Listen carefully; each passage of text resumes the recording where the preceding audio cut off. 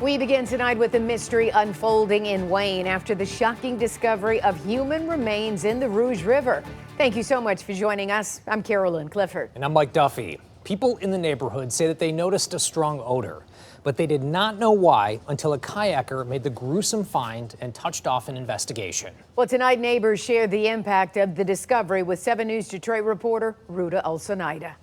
The Rouge River flows right through this quiet and quaint neighborhood in Wayne, and the neighbors I spoke to say they are absolutely shocked that body parts were found right behind their homes. That's spooky there. Who knows how long and how many people could have walked right past it or smelled it just to inhale the stench of the body, Oh, can't imagine. Residents in this tight-knit neighborhood near John R. and Pershing Street are feeling uneasy after a disturbing find. To think that that's really happening like this close to us and with this many people in the neighborhood, the kids like doing all that, it's kind of like weird and scary. Wayne police tell us on Wednesday evening, a kayaker discovered a severely decomposed human torso tangled along the embankment of the Lower Rouge River.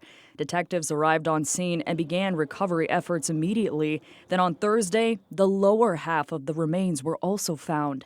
Rodney Severance, who's lived in the area for 4 years, says he has recently noticed a strange odor in the area. But just walking down by the tracks there underneath by Michigan Ave, I noticed a stench like really bad. Really bad. But what neighbors are concerned about the most is that children play along that part of the river all the time, getting in the water and playing games.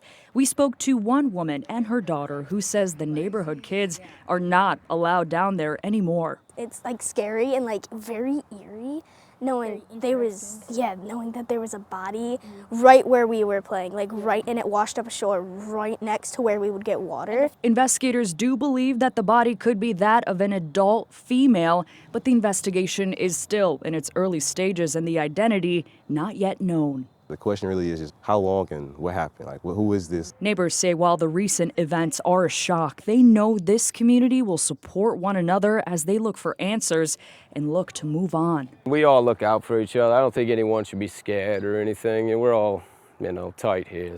And we should know more about what happened and who that person is when the medical examiner's office finishes up their investigation, which could take days or weeks.